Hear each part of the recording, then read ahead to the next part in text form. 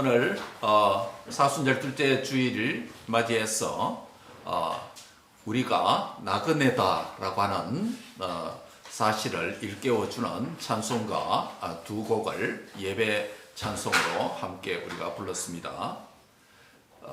신불신 간의 인생을 우리가 흔히들 나그네라고 이렇게 하죠. 여러분은 나그네 맞습니까?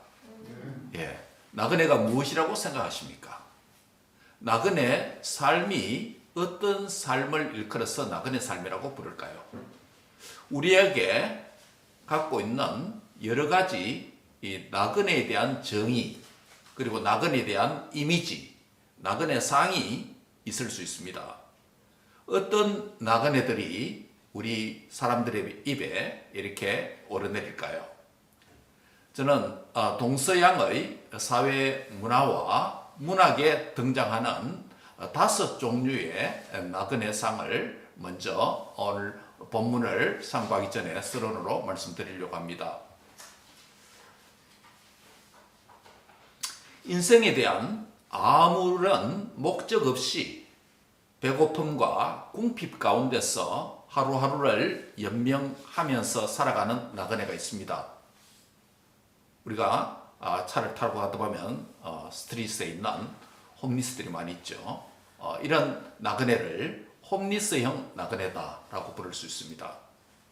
두 번째는 어떤 나그네냐 하면 사랑하는 사람을 잃거나 정신적인 큰 상처로 인해서 고독과 외로움으로 방황하는 그런 나그네도 있을 수 있습니다. 지난 2주 전에 후배 목사님 한 분이 전화가 왔습니다.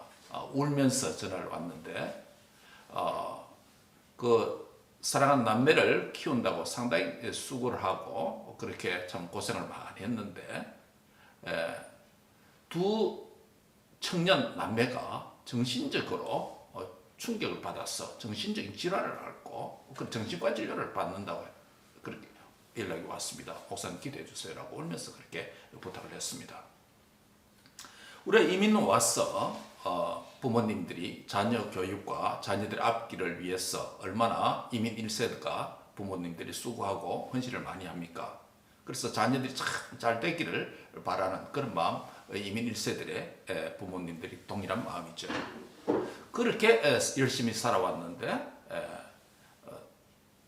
대학을 졸업하고 또 한 아들 대학원에 다니고 있는데 정신적으로 충격을 받아서 그래서 어려움을 겪는 상실감에 빠져 있는 목사님의 통화를 받고 제가 그 하루에 몇 번이라도 그렇게 그 목사님의 두 남매를 위해서 그렇게 기도를 하는 중에 있습니다. 그래서 지난 금요일입니까 연락 와서 퇴원했다라고 연락이 왔고 또 딸도 퇴원해서 그렇게 좀 요양을 하고 있다라는 연락을 받았습니다.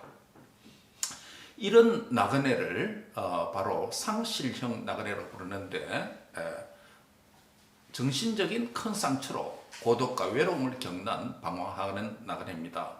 이런 나그네가 어떤 나그네냐면 여러분 유명한 독일의 음악가 슈베르트 아시잖아요. 슈베르트의 노래곡 가운데 하나가 겨울 나그네라는 곡이 있지 않습니까? 음악가 슈베르트가 겨울 나그네에서 특별히 어떤 배경을 가지냐면 이 겨울 나그네는 24곡으로 이루어진 가곡집인데 독일 시인이었던 뮬러가 쓴 24편의 시에서 슈베르트가 곡을 붙여서 겨울 나그네라고 하는 유명한 곡을 쓰게 됐죠. 이 시의 실제 배경은 이렇습니다. 독일의 시인 빌헬름 밀러가 한 사교 모임에서 루이스 헨젤이라고 하는 여자를 만나서 사랑하게 됩니다. 물론 짝사랑이었습니다. 그런데 그 루이스 헨젤이 다른 남자와 결혼하는 것까지 보고 난 뒤에 밀러는 시련의 마음을 안고 이탈리아로 추운 겨울 여행을 떠나게 됩니다. 이 여행을 다녀온 후에 그는 겨울 여행이라고 하는 시를 써서 발표를 하게 됐는데 슈베르트가 이 시를 읽고 난 뒤에 겨울 나그네에 곡을 붙여서 작곡을 하게 됩니다. 음악을 들어보면 참 고독스러운 그런 곡입니다. 이런 시련의 상실감 속에서 또 소중한 것을 아끼던 것을 잃어버렸을 때 그것이 뭐 자녀이든지 물질이든지 또 가치든지 소중한 건강이라든지 또 시련이라든지 이것을 잃어버렸을 때 갖는 나그네형을 오늘 두 번째로 소개하려고 하는 나그네 겨울 나그네형이다라고 말할 수 있습니다. 첫 번째 나그네가 뭐였죠? 홈리스형 나그네. 예. 그럼 세 번째 나그네입니다. 세 번째 나그네는 김삿갓형 나그네입니다. 어디에 속박되기 싫어서 유유자적하는 삶 자체를 즐기는 여행형 나그네 스타일이라고 할 수 있습니다. 이것을 저는 김삿갓형 나그네라고 부릅니다. 조선 후기 방랑신이었던 김병년이 과거 시험에 합격했음에도 불구하고 관직, 벼슬을 받지 않고 평생 1000편의 시를 쓰고 향년 57세에 객사하게 됩니다. 그럼에도 그는 한평생 정말 나그네로서 나그네 자신만의 멋을 누리면서 그렇게 살아갔습니다. 이것을 우리가 김삿갓형 나그네라고 부를 수 있습니다. 네 번째 나그네는 장돌뱅이형의 나그네입니다. 직업이나 경제적 이유 때문에 이 도시 저 도시를 돌아다니면서 생활하는 생계형 나그네, 그 장돌뱅이 나그네입니다. 마지막으로 방모골형 나그네입니다. 여러분 우리 한국에 유명한 신 방모골 씨가 있지 않습니까? 우리가 교과서에도 실리고 참 저도 그 시를 좋아했는데요. 방모골형 그 시의 내용에 보면 이런 구절이 있습니다. 구름에 달 가듯이 가는 나그네. 그렇죠? 예, 술이 있고 그 뭡니까? 그 구름에 달 가듯이 간다라는 거 뭡니까? 아주 표현이 멋지죠. 구름에 달이 가는 듯이 가는 그 나그네라고 하시는데 그 인생을 관조적으로 보는, 예, 어디 집중하지 않고 그냥 관조적으로 그냥 구경하는 하나의 멋을 누리는 그런 나그네를 방모골형 나그네다라고 부를 수 있습니다. 지금 제가 동양과 서양 그리고 우리 한국의 문학 작품에서 또 사회 현상에서 나타나는 5가지 나그네형을 소개했습니다. 대부분 자기 형편에 의한 홈리스라든지 장돌뱅이형 나그네, 자기 감정에 의한 겨울 나그네, 또 방모골형 나그네. 여기에 빠져서 몰입된 나그네들이다 라고 할 수 있습니다. 이 모든 나그네는 사회 현실에 대한 책임의식이나 미래에 대한 소망을 담고 있는 나그네 개념은 하나도 없다는 것이 매우 흥미롭습니다. 여러분 그렇죠? 5가지 나그네 다 따져보면 자기가 살아가고 있는 이 현실 세계에 대한 책임감이라든지 또 미래에 대한 소망을 품는다든지 이런 나그네는 하나도 없습니다. 5개 모두가. 이런 점에서 이 모든 나그네는 자기중심적인 나그네고 현실 도피형의 나그네형이라고 할 수 있습니다. 이런 점에서 우리가 이 5가지를 세속적인 나그네다라고 볼 수 있겠죠. 이 세속적인 나그네상, 나그네 이미지에 대한 대조적인 개념이 성경적인 나그네상입니다. 성경은 그리스도인을 나그네라고 부릅니다. 에이소제노, 나그네라고 부릅니다. 나그네라는 단어가 성경에 48회 사용되는데 구약 성경에 29번 나오고 신약 성경에 19번 나옵니다. 그렇다면 성경에 등장하는 이 나그네는 어떤 나그네일까요? 오늘 본문도 하나님을 믿고 이 땅을 사는 그리스도인을 일컬어서 거류민이다. 그리고 또 나그네다 라고 오늘 본문이 부르고 있습니다. 오늘 본문은 우리를 어떤 나그네가 되라고 말씀합니까? 본문은 2 종류의 나그네상을 우리에게 보여주면서 땅에 사는 그리스도인인 너희들은 이런 나그네가 되라 라고 말씀합니다. 오늘 본문 말씀 중심으로 2가지 나그네상을 소개하고 이런 나그네로 살아야 된다 라는 점을 상고하며 은혜 받고자 합니다. 첫 번째 무엇입니까? 첫 번째는 전투적인 나그네가 되라 라고 말씀합니다. 한번 같이 하겠습니다. 전투적인 나그네가 되라. 예, 영어로 말하면 이렇습니다. Be a soldier like a sojourner. 예, 군인 같은 나그네가 되라. 전사 같은 나그네 되라. Be a soldier like a sojourner. 예, 전투적인 나그네가 되라. 앞에서 살펴본 대로 세속적인 5가지 종류의 개념과 나그네 스타일은 모두가 현실을 방관한다든지, 현실을 무시한다든지, 인생을 관조한다든지, 체념을 한다든지, 모든 이런 개념을 가진 나그네상이었죠. 그런데 오늘 본문에서 나그네와 같은 그리스도인인 저와 여러분을 향하여서 사도 베드로는 나그네가 가져야 될 삶의 2가지 지침을 우리에게 상세하게 설명하고 있습니다. 그 첫 번째가 무엇입니까? 본문 11절입니다. 같이 한번 읽어볼까요? 시작. 사랑하는 자들아, 그리움인과 나그네 같은 너희를 권하노니 영혼을 거슬러 싸우는 육체의 정욕을 제하라. 예, 사랑하는 자들아, 성도들아 이 말이죠. 교회야 이 말이죠.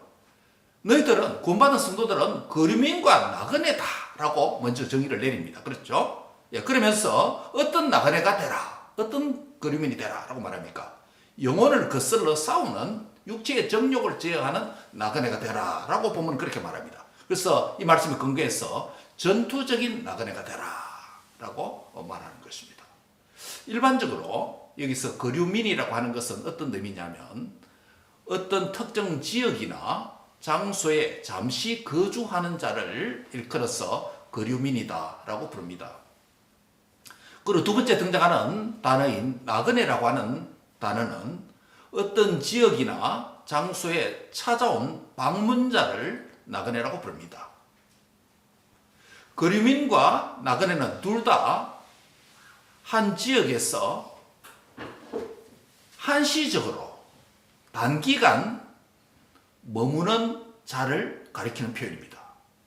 그리움인과 나그네처럼 그리스도인은 이 땅에서 정해진 그야말로 짧은 세월을 살다가 영원한 천국으로 가기 때문에 성도의 지상 삶을 일컬어서 나그네라 부르는 것이 당연하겠죠.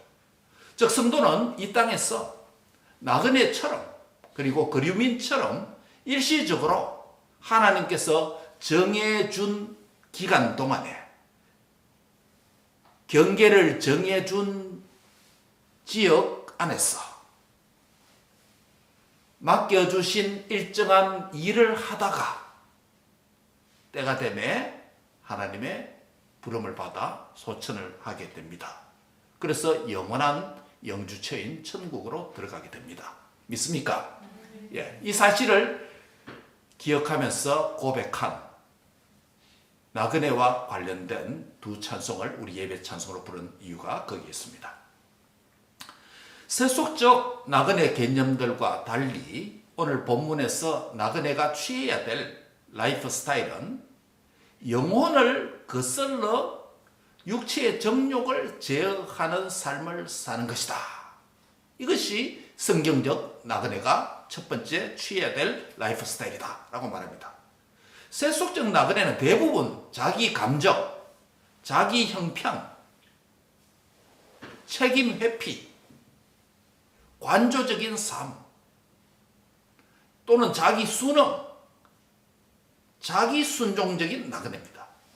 그러나 성경적 나그네는 그와 반대로 자기를 부인하는 나그네입니다. 이게 가장 큰 차이점이에요. 자기를 부인하는 나그네. 자기를 도피, 현실을 도피 이게 아니고 자신을 부인한다는 거예요. 특히 자신의 정욕을 부인한다. 자신의 정욕을 제어하는 나그네다 라고 오늘 본문이 말씀합니다. 여기서 정욕이라는 것은 인간이 본능적으로 가지는 식욕, 성욕과 같은 욕구를 멈추라는 말이 아닙니다. 여기서 정욕은 죄를 지으려고 하는 욕망을 가리킵니다. 즉 죄 짓고 싶은 탐욕을 가리킵니다. 이러한 정욕은 우리의 영혼을 거스르는 것이다. 우리의 영혼을 대적하는 것이다 라고 본문이 말씀하고 있습니다. 여기서 영혼이란 말은 육체에 반대되는 영혼 이런 말이 아니고, 영혼이라는 것은 우리의 믿음 생활, 신앙 생활, 경건 생활, 즉 하나님 중심의 삶을 가리키는 대유적인 그런 표현이라고 할 수 있습니다. 즉 우리의 믿음 생활을 거슬리는 것, 우리의 신앙 생활을 거스리는 것, 우리의 경건 생활을 거스리는 것, 하나님의 자녀로서 말씀에 순종하는 삶을 사는데 방해되는 것들, 이것을 정욕이다 라고 오늘 본문이 부르고 있습니다. 우리의 믿음과 신앙과 경건을 대적하는 것들이 세상에 많이 있습니다. 이것을 많이 둘러싸여서 살아가고 있습니다. 그 대표적인 것이 육체의 정욕이라고 부릅니다. 우리의 육체 자체가 나쁜 것은 절대 아닙니다. 하나님은 우리의 몸을 창조하시고 사람을 지으시고 하나님 보시기에 심히 좋았다라고 말씀했습니다. 예수님도 사람의 몸을 입고 오셨습니다. 만약 육체를 나쁜 것으로 보고 영혼만 선하다고 생각한다면 이것은 성경적인 인간관을 오해하고 잘못 생각하는 것입니다. 육체는 항상 나쁘고 영혼은 항상 선하다라고 주장하는 이단들이 어떤 이단이죠? 1세기 나타났던 영지주의 들어보셨죠? 예, 그노시스트. 영지주의 이단은 영혼은 선하고 육체는 악하다. 육체를 학대하는 거죠. 육체를 학대하는 것입니다.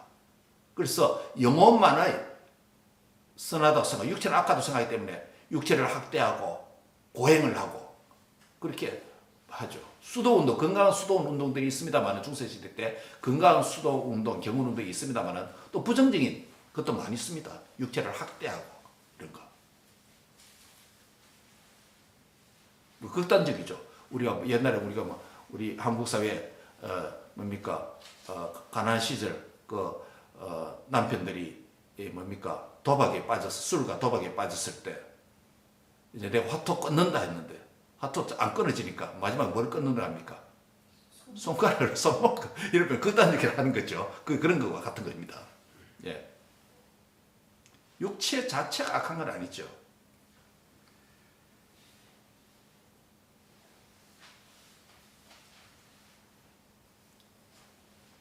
성경적 나그네의 삶은 우리가 어디에 있든지 어디서 살든지 잘 적응하고 편하게 사는 삶을 가리킵니다. 그렇게 해야 되는 이유는 사람의 체질이 그렇기 때문에 그런 게 아닙니다. 모든 곳에서 잘 적응하고 편안하게 살아가는 성경적 나그네 삶은 그곳이 어떤 곳인지 문제가 되지 않습니다. 어떤 곳에 살든지 어떤 형편에 있든지 그곳에 하나님이 계시다라고 하는 믿는 믿음 때문에 이 삶이 가능하다는 것이에요. 이런 모든 곳에서 하나님의 존재와 그분의 사랑을 느끼면서 하나님과 동행하는 삶을 산다면 여러분은 성경적 나그네 삶을 잘 살고 있다고 말할 수 있습니다. 어디서든지 잘 적응하고 어떤 환경에서조차 편하게 사는 삶을 사는 것이 성경적인 나그네의 삶이라고 해서 인생을 대충 살라라는 건 아닙니다. 또한 예, 대충 라이프 스타일, 영어로 말하면 뭡니까? DC 라이프 스타일, 대충. 죄악의 세상에서 죄를 지으면서 동화되고 적응하라는 말도 아닙니다. 그럼 어떻게 살라는 것입니까? 본문 11절이 말씀하는 대로 영혼을 거슬러라, 저항해라 이 말이죠. sinful desires, 정욕에 대해서 전투적인 삶을 살아라 라는 것입니다. 그러므로 나그네로서 성도는 어디서든지 어디에 살든지 어느 일하는 현장에 있든지 세상의 죄에 저항하면서 전투적인 삶을 살아라는 것입니다. 그게 순응하고 따르지 말고 전투적인 삶을 살아. 거기서 하나님의 은혜와 사랑을 깊이 깨닫고 승리의 삶을 살아갈 수가 있게 되는 것입니다. 저와 여러분도 우리의 남은 인생이 얼마나 길일지 모르지만, 얼마나 짧을지 모르지만, 오늘 그 순간이 나에게도 올 수 있다라고 하는 이런 생각을 가지면서 나그네 의식을 가지고 오직 하나님의 은혜와 사랑으로만 이 나그네 삶을 잘 살 수 있다라는 그런 고백 안에서 승리할 수 있기를 바랍니다. 그 사람은 나그네의 삶에 승리하는 자라고 할 수 있습니다. 여러분 2차 대전 때 아우슈비츠 포로 수용소, 독일 나치가 유대인들을 감옥에 가둔 그곳을 우리가 아우슈비츠 포로 수용소를 지옥의 수용소라고 후대 역사가들이 그렇게 부르지 않습니까? 이 수용소에 갇히는 사람은 아무런 희망도 가질 수 없었기 때문입니다. 일반적으로 사람들은 이 감옥에 갇히게 되면 인생이 그냥 끝나는 것이라고 생각했습니다. 언제 어떻게 죽을지 알 수 없었습니다. 가스실에서 생을 마감해야 할지, 아니면 간수들의 비인간적인 학대와 만행에 의해서 삶의 종지부를 찍을지, 순간을 알지 못하는 비극과 불행 속에서 그렇게 하루하루 연명한 것입니다. 연합군이 나중에 이 수용소를 점령한 후에 한 병사가 그 지옥의 수용소라고 불려진 아우슈비츠 감옥의 벽에 손톱으로 새겨진 글귀를 발견합니다. 거기에 보면 이런 글귀가 있습니다. 바다를 먹물로 삼고 하늘을 두루마리로 삼아도 하나님의 사랑 다 기록할 수 없겠네. 우리가 즐겨 부르는 찬송 가사 아닙니까? 그렇죠? 이 찬송이 그렇게 지어진 겁니다. 편안한 소파 위에서, 편안한 침대 위에서, 따뜻한 방구들 위에서 지어진 찬송시가 아닙니다.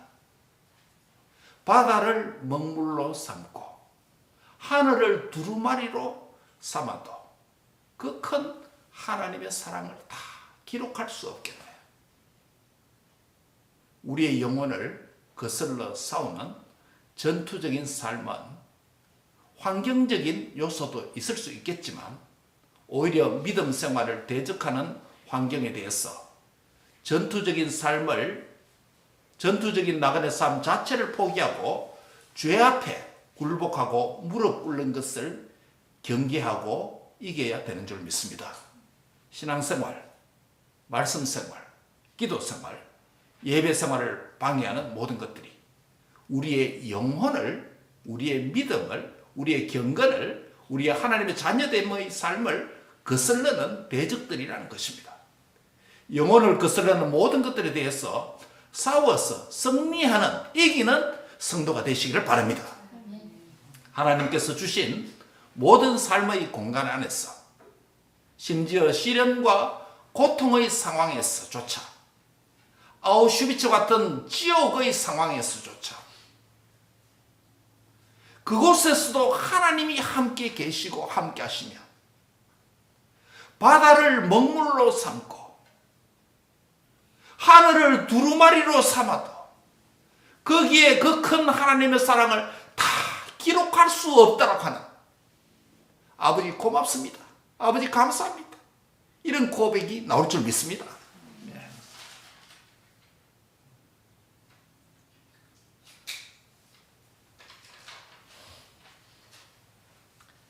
여기 모인 사랑하는 우리 성도 여러분, 저희가 살아가고 있는 가정, 직장, 학업의 현장, 진로를 위해서 씨름하는 현장에서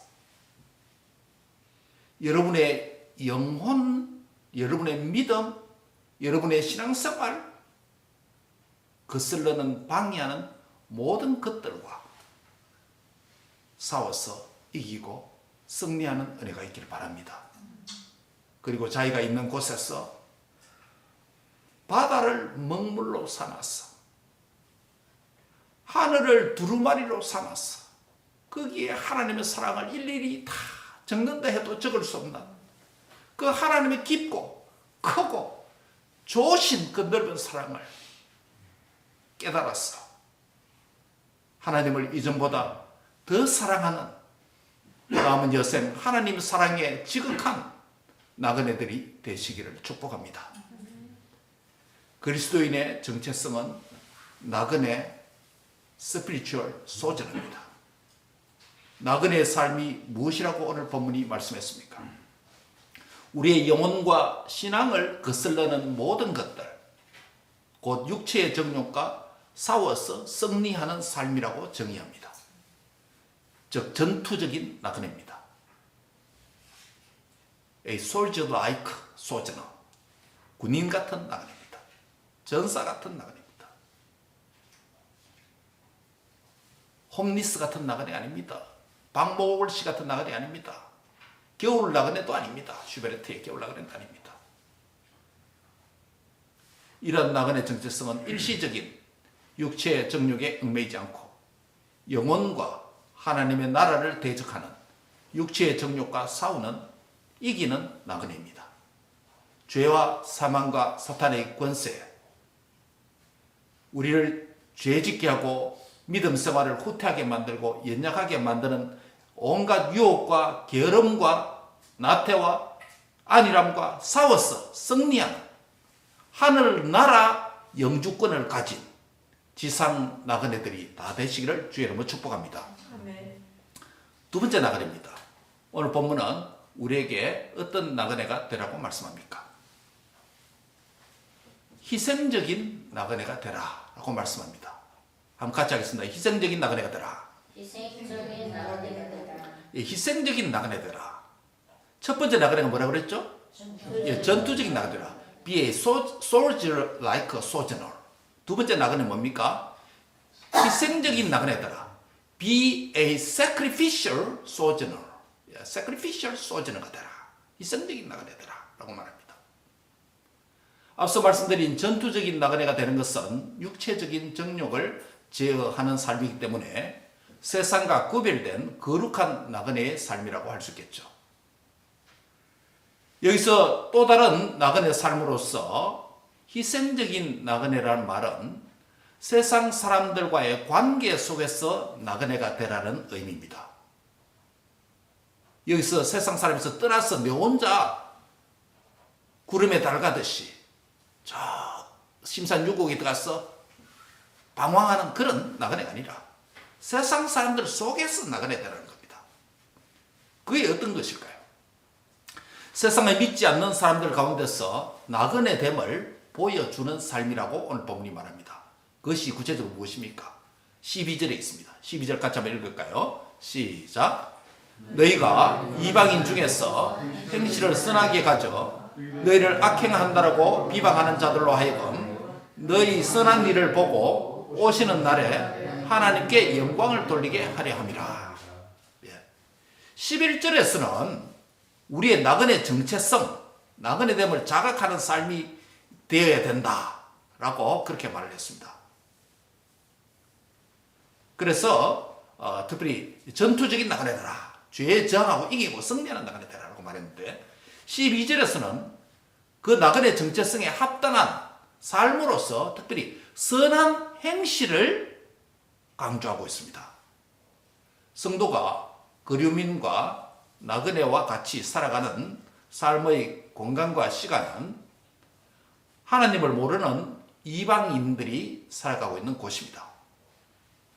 짧은 나그네 거류민의 생활이라고 해서 주위에 대해서 무관심하고 내 할 일만 하다가 간다라고 한다면 현실 도피형의 세속적인 나그네와 다를 바 없는 것입니다. 우리는 우리가 살아가고 있는 우리의 가정, 이웃, 직장, 우리의 삶의 현장에 있는 나그네입니다.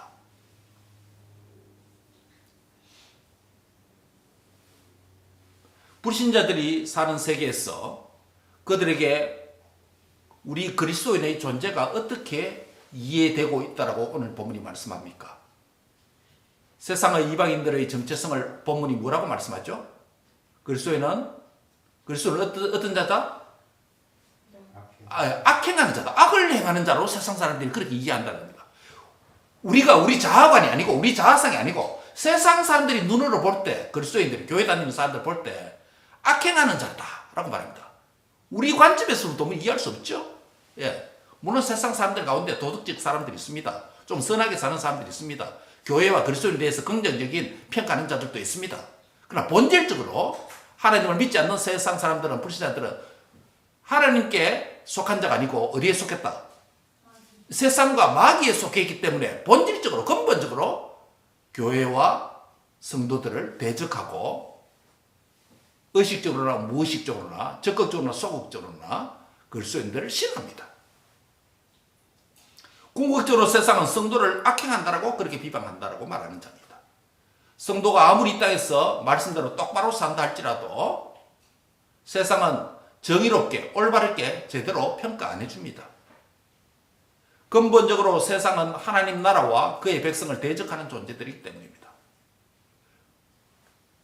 그러한 세상에서 성도는 세상이 낯선 곳이고 나그네로 사는 곳이 것입니다. 성도의 옳은 행실이 이 땅에서 제대로 평가받지 못할 수도 있다는 것입니다.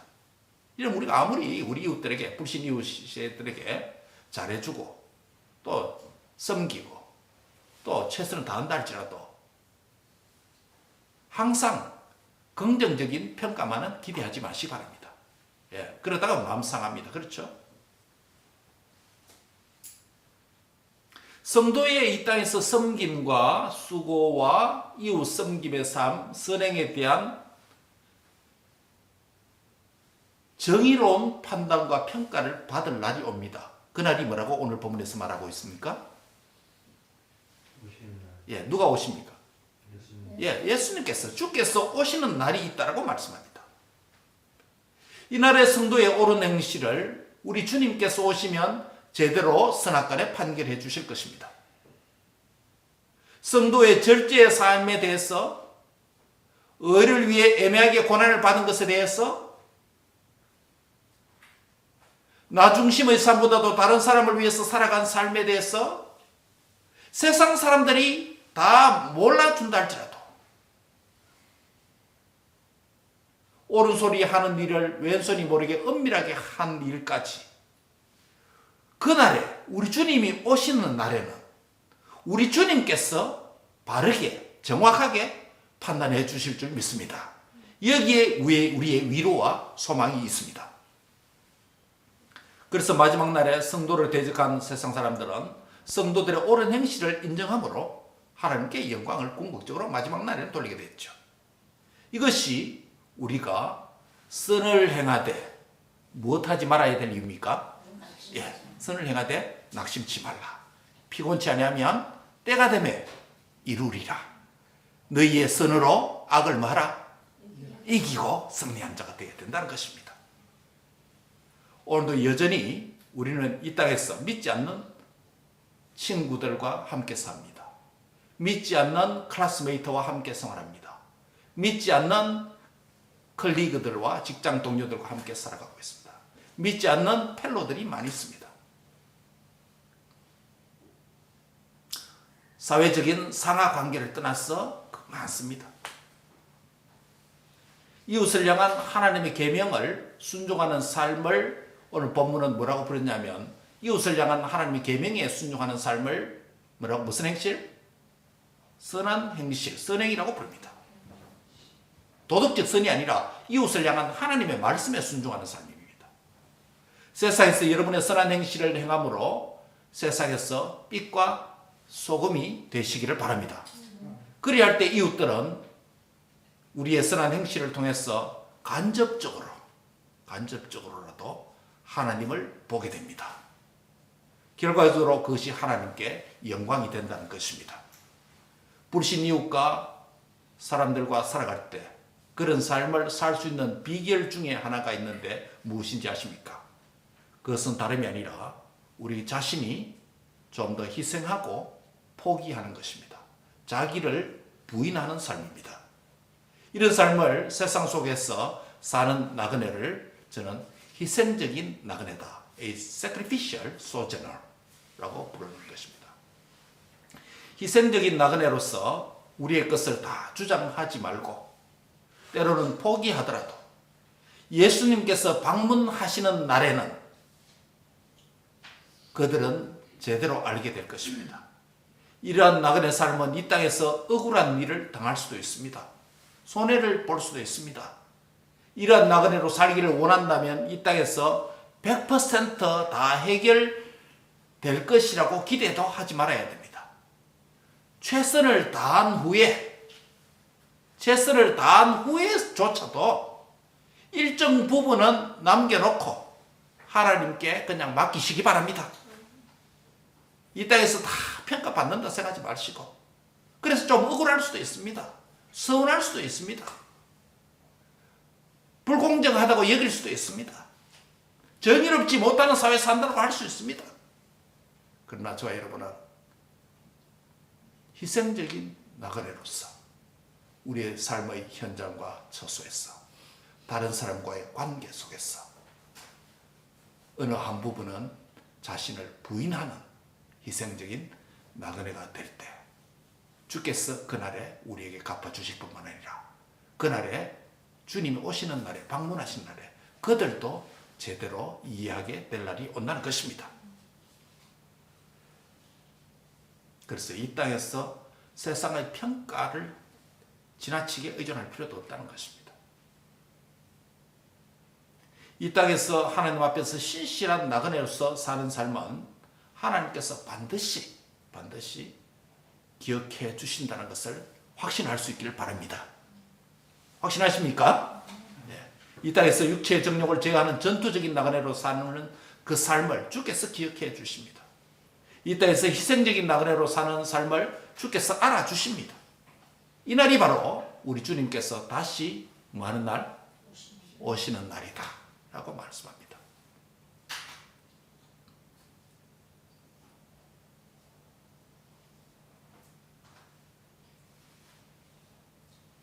우리 모두에게 최후 보상의 날이 있습니다. 이 날에는 그동안 절제하고 지친 모든 나그네의 삶은 종결됩니다. 나그네 삶이 계속되는 건 아니잖아요. 이 날에 나그네 삶은 종결되고 새하늘과 새 땅이라고 하는 영원한 우리의 영주처에서 참 좋으신 우리 주 예수 그리스도와 더불어 아버지 하나님과 영원한 안식을 누리게 될 것입니다.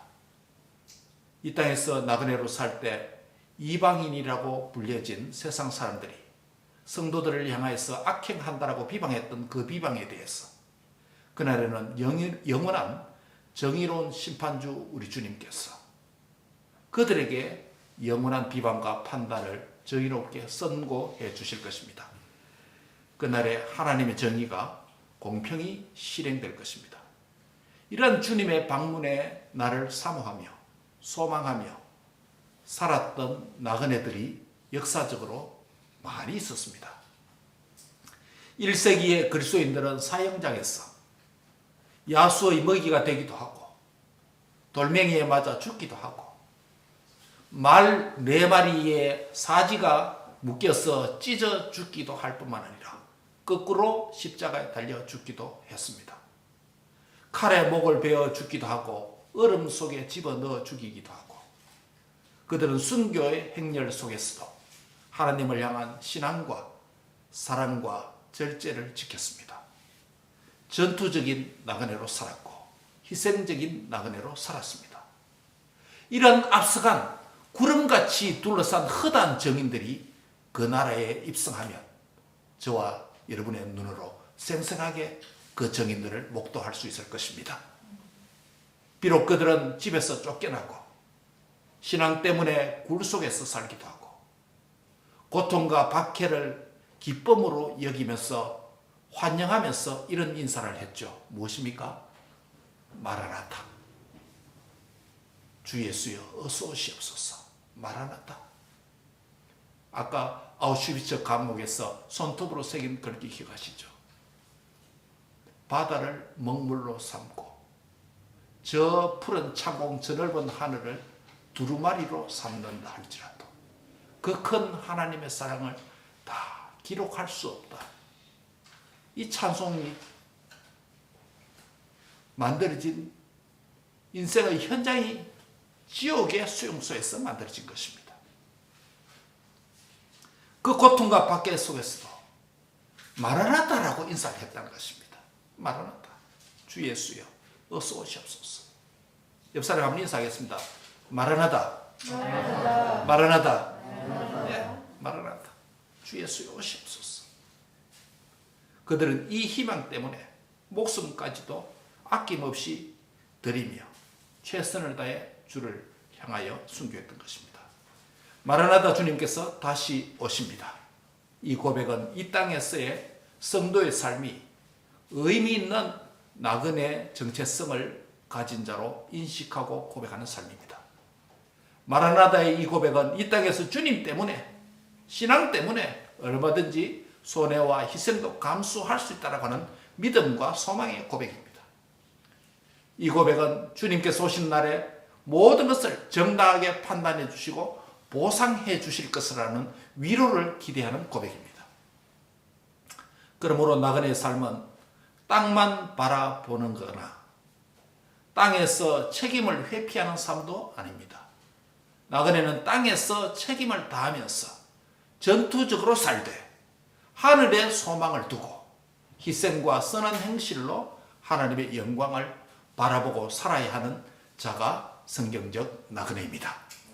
현대 그리스도인인 우리에게 순교는 매우 드문 일입니다. 그러나 순교적인 삶은 가능합니다. 그것은 자기를 부인하는 나그네입니다.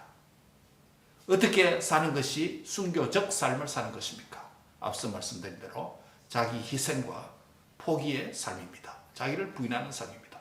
다른 말로 이 삶은 십자가의 삶이라고 할 수 있습니다. 사순절 둘째 주일을 맞이해서 하늘의 영광을 부르시고 십자가의 길을 걷기 위해서 고난의 걸음을 우리를 위해서 앞서 걸으신 그 주님의 발자취와 여정을 걸어가는 것이 십자가의 삶이고 바로 순교적인 삶이고 자기 부인의 나그네 삶이라고 할 수 있겠습니다. 불신 이웃과 심지어는 나를 핍박하고 싫어하는 불신자들과 함께 살아갈 때 자기 희생과 자기의 포기의 삶을 통해서 하나님의 살아계심을 보여주는 하나님이 여호와 여러분의 삶이 걸어다니는 복음이 되기를 바랍니다. 말씀을 맺습니다. 그리스도인으로서 나는 어떤 존재입니까?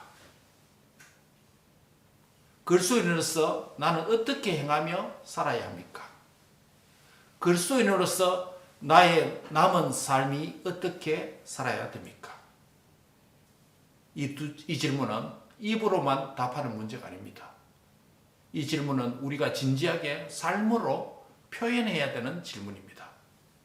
이 질문에 대한 답이 무엇입니까? 그리스도인의 정체성에 대한 질문의 답은 나그네 정체성입니다. 따라합니다. 나는 나그네입니다. 예, 나그네로 산다는 것은 오늘 본문이 뭐라고 말합니까? 첫 번째 뭐라고 했죠? 예, 전투적인 나그네. A soldier like a sojourner. 전투적인 나그네의 삶입니다.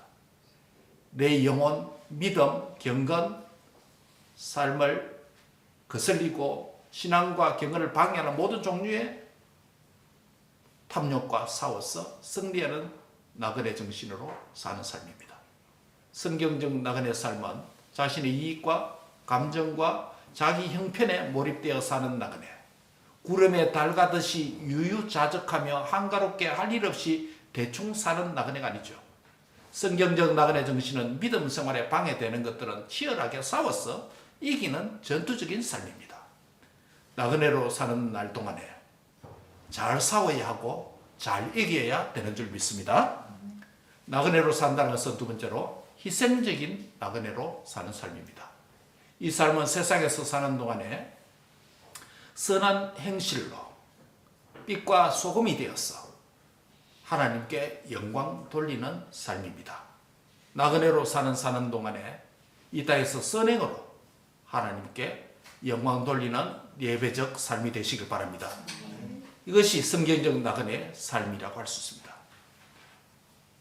우리를 얽매이게 하는 모든 죄악의 세상에서 여러 가지 시련과 고난과 유혹과 탐욕이 많은 이 땅에서 하늘 나라의 나그네로서의 삶에 승리하여 하나님께 영광 돌리는 복된 삶이 되시기를 주의 이름으로 축복합니다. 기도하겠습니다. 하나님 감사합니다.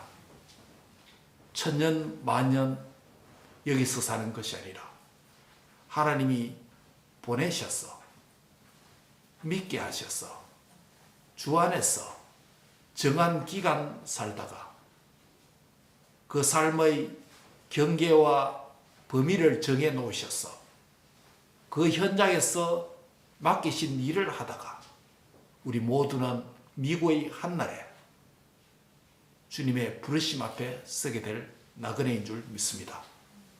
우리의 나그네됨을 깊이 깨닫게 해주시고 이 나그네의 삶을 사는 동안에 세속적인 5가지 나그네 삶이 아니라 정말 전투적인 승리하고 이기는 나그네가 되게 해 주시옵소서. 또한 하나님, 우리의 나그네 삶의 여정에서 선행을 통해서 하나님 앞에 영광 돌리는 나그네가 되도록 하나님 축복해 주시옵소서. 부모된 자나 자녀된 자나 모두가 하나님 앞에 나그네의 됨을 깊이 깨닫게 해주시고 이 나그네 삶을 남은 삶을 통해서 잘 살다가 영주처에 들어가는 복된 성도들이 다 되도록 주님이 축복해 주시옵소서. 감사하고 예수님의 이름으로 기도합니다. 아멘.